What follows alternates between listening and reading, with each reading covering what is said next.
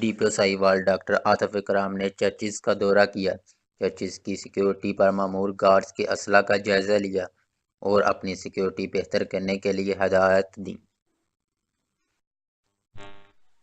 تھرپارکر کی تحصیل سلامت کوٹ کے گاؤں میں تقریباً 2 فٹ کا انسان بھی بستا ہے، جو اپنے گاؤں کے لیے آخر سنوارنے کے لیے برسوں سے ذریعہ بنا ہوا ہے۔ اس بارے مزید رپورٹ کریں گے عطا رحمان۔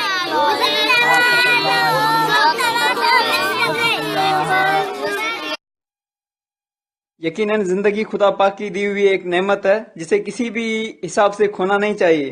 تھرپارکر تحصیل سلام کوٹ کے گاؤں وروائی میں 2 فٹ کا انسان صدام لنجو بھی بستا ہے، جو اپنے چھوٹے قد کا ذرا بھی احساس کمتری کا شکار نہیں۔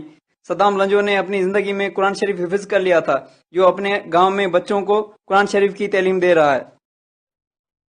صدام لنجو دنیا والوں سے تو کم خواہشیں مانگتا ہے، مگر اس کی ایک خواہش ہے کہ اس کو ایک مدرسہ قائم کر کے دیا جائے جس میں وہ بچوں کو قرآن شریف کی تعلیم دے۔ کیمرہ مین ٹیم کے ساتھ عطا رحمان، یونیک نیوز، تھرپارکر۔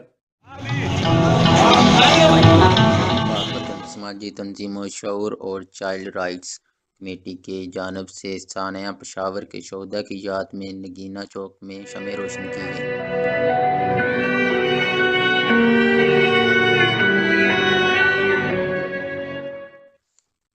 جبکہ ساہیوال آرٹ کونسل کے زیر اہتمام جناح ہال میں یوم شہداء پشاور کی یاد میں تقریب منعقد کی گئی۔ تقریب میں شہر کے سرکاری اور نجی اسکولوں نے شرکت کی۔ تقریب میں بچوں نے ملی نغمے اور ٹیبلو پیش کیے۔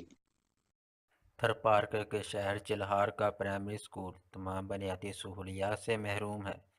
اس بارے مزید رپورٹ کریں گے۔ سندھ حکومت کی تعلیم پر لگائی گئی ایمرجنسی باتوں تک محدود، چلہار شہر کی مین گرلز اسکول تمام سہولیاتی فقدان سے محروم۔